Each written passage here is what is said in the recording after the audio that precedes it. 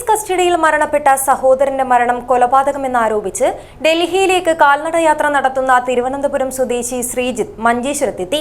2014 May മാസം 21-നാണ് ശ്രീജിത്തിന്റെ അനുജൻ ശ്രീജീവ് പാറശാല പോലീസിന്റെ കസ്റ്റഡിയിലിരിക്കെ തിരുവനന്തപുരം മെഡിക്കൽ കോളേജ് ആശുപത്രിയിൽ മരണപ്പെട്ടത്. Bindu jewellery, Kasaragod. Gold, diamond, birthstone, silver, 100% BIS 916 hallmark gold. Police കസ്റ്റഡിയിൽ മരണപ്പെട്ട സഹോദരന്റെ മരണം കൊലപാതകമെന്നാരോപിച്ച് വർഷങ്ങളായി തിരുവനന്തപുരം സെക്രട്ടേറിയറ്റിന് മുന്നിൽ സമരം നടത്തിയ ശ്രീജിത്ത് നീതിക്കായി തിരുവനന്തപുരത്ത് നിന്ന് ഡൽഹിയിലേക്ക് നടത്തുന്ന കാൽനടയാത്ര മഞ്ചേശ്വരത്തെത്തി. സഹോദരന്റെ മരണത്തിൽ അന്വേഷണം നടത്തി നീതി ഉറപ്പാക്കണമെന്നും ഇതുമായി ബന്ധപ്പെട്ടവരെ നിയമത്തിന്റെ മുന്നിൽ കൊണ്ടുവരണമെന്നാവശ്യപ്പെട്ടാണ് ശ്രീജിത്ത് ഡൽഹിയിലേക്ക് കാൽനടയാത്ര പുറപ്പെട്ടത്. 2014 മെയ് മാസം 21-നാണ് ശ്രീജിത്തിന്റെ അനുജൻ ശ്രീജീവ് പാറശാല പോലീസിന്റെ കസ്റ്റഡിയിലിരിക്കെ തിരുവനന്തപുരം മെഡിക്കൽ കോളേജ് ആശുപത്രിയിൽ മരണപ്പെട്ടത്. ആത്മഹത്യയായിരുന്നുവെന്നാണ് അന്ന് അധികൃതർ അറിയിച്ചത്.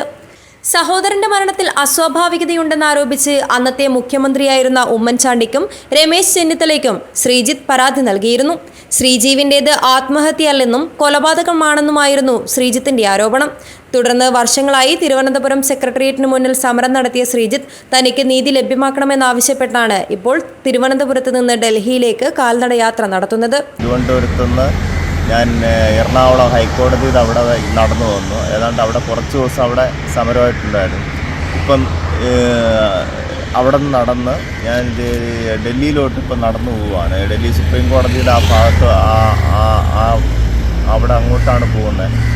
അപ്പോൾ ഈ വിഷയത്തിൽ ഇത് അതിഭീകരമായ ക്രൂരമായ ഒരു കൊലപാതകമാണ്. ഈ സംഭവം ഒരു അന്വേഷണം നടത്തി 2014 ഇതിൻ്റെ റിപ്പോർട്ടൊക്കെ കൊടുത്തു. പക്ഷേ ഇതിൽ നേരായ ഇവർക്കെതിരെ നിയമ നടപടികളോ ഒന്നും ചെയ്യാതെ ഇത് പിന്നെ സംസ്ഥാന പോലീസിനോട് ഇത് അട്ടിമറിച്ച് കളഞ്ഞു. ഇത് ഒരു ഹൈക്കോടതി റിട്ടയർഡ് ജഡ്ജിയാണ് അന്വേഷണം നടത്തി റിപ്പോർട്ട് കൊടുത്തത്. അത് സംസ്ഥാന പോലീസ് അട്ടിമറിച്ച് പിന്നെ അതിനുശേഷം വീണ്ടും CBIക്ക് കൈമാറി. അപ്പോൾ പോലീസ് CBI നേരായ അന്വേഷണമൊന്നും നടത്തിയില്ല.